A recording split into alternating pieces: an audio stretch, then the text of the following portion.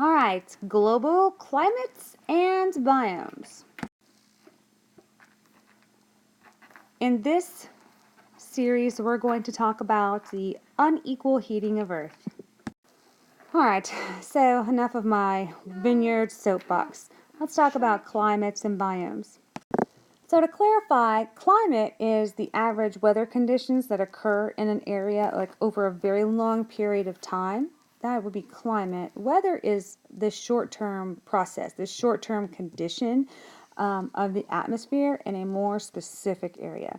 And weather includes things like temperature, humidity, precipitation, cloud formation, wind speed, that kind of thing. Climate is this long range of conditions. So, in the unequal heating of Earth, you need to be able to identify the 5 layers of the atmosphere. That's something you gotta remember. Discuss the factors that cause unequal heating of Earth, and basically describe how Earth's tilt, which is something obviously humans did not do, affects the seasonal differences in temperatures. The atmospheric layer that's closest to Earth is called the troposphere. That's about 1,600 kilometers, 10 miles for my generation, above Earth. That is the densest layer of atmosphere, and that's the layer that has the most nitrogen, oxygen, and water vapor. So the troposphere experiences a great deal of circulation of liquids and gases, and that's the layer of the atmosphere where weather occurs. Air temperature in the troposphere, decreases with distance from Earth's surface. So as you get higher, it gets cooler.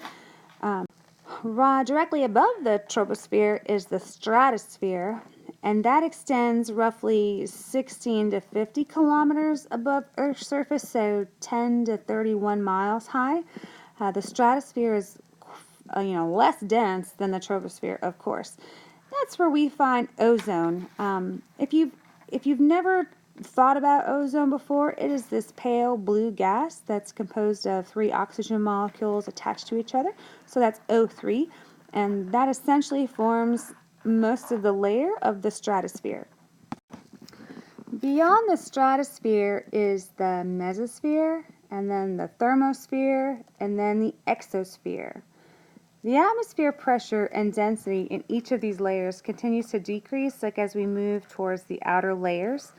The thermosphere in particular is important to organisms on Earth because that's where, that's the layer of the atmosphere that blocks harmful UV radiation and X-rays too that come from the sun, and it keeps all of those harmful rays from reaching our planet.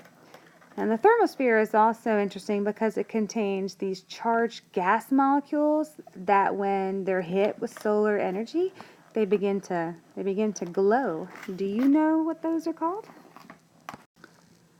And this happens the same way a light bulb glows when we apply an electrical charge to it.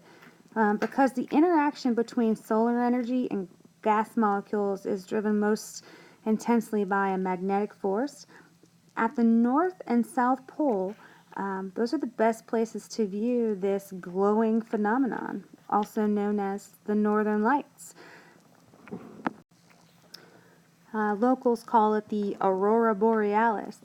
And you can see it in Australia and in Southern America also, and they are called the Southern Lights, or the Aurora, this is hard to pronounce, Aurora Australis.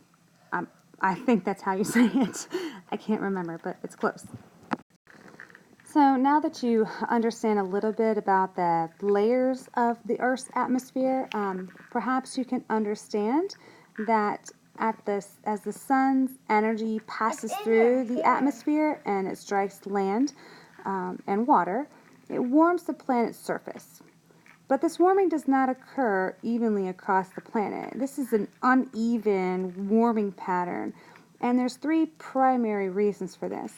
The first cause of unequal warming of Earth is a variation of angles at which the sun's rays actually strike Earth. The second cause of this uneven warming is the amount of surface area at which the sun rays are distributed. You know, as you may know, the sun rays that strike Earth at different angles in different places of the globe, and that angle can change with the time of the year. So when the sun's rays strike near the equator, then the solar energy is distributed over a smaller surface than if it were the poles. And finally, the third reason is that some areas of Earth reflect more solar energy than others. This percentage of incoming sunlight that is reflected to the surface is what we call the albedo, and we can actually measure this. The higher the albedo of a surface, the more solar energy it reflects and the less it absorbs. Alright, so to sum it up here, in this diagram you can see that when sunlight strikes the Earth at a perpendicular angle, that the light rays are more concentrated. And when it strikes the Earth like on the northern side and the angle is more oblique, those light rays are spread out a little bit more. And so the sunlight must pass through a lot more atmosphere, and that basically makes it lose energy in those areas. And then so in high latitudes, a given amount of solar energy is basically spread over a larger amount of surface area as opposed to at the equator. Now, once that sunlight energy has reached the Earth's surface, whether it be oblique and have lost energy or direct and still maintaining more momentum and energy, the next obstacle would be that different surfaces are going to reflect and retain energy depending upon what they are. So the albedo of different types of areas is also something that you can see in the diagram is different whether you're in the forest or if the sunlight is over the ocean. By looking at this diagram, you can definitely see who reflects the most incoming solar energy. So the higher the albedo of a surface, the more solar energy that it's going to reflect, and so the less solar energy it's going to absorb. So a white surface has a higher albedo than a black surface, so it tends to stay cooler. On average, Earth's albedo range is around 30%, but tropical regions with a very, very dense forest are at 10 to 20%, and areas that are very snow-covered, like polar regions, have values of 80 to 95%. Earth's tilt is another cause of seasonal and climate conditions. So because the Earth's axis and rotation it's tilted at 23.5 degrees, Earth's orbit around the sun causes most regions of the world to experience this seasonal change in temperature and in precipitation conditions. Specifically when the northern hemisphere is tilted towards the sun and the southern hemisphere is tilted away from the sun, or vice versa. So to help us visualize how this works, when the sun rays strike the equator directly twice a year, usually during the March equinox and September equinox, on those days, virtually all regions of the Earth, except the very close areas that are directly near the poles, receive 12 hours of daylight and 12 hours of darkness. The opposite is true of the southern hemisphere. So on June, it's usually around like June 20th, 21st, the sun is directly above the Tropic of Cancer, which is at 23.5 degrees latitude.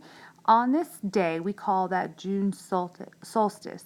The northern hemisphere experiences more daylight hours than any other day of the year.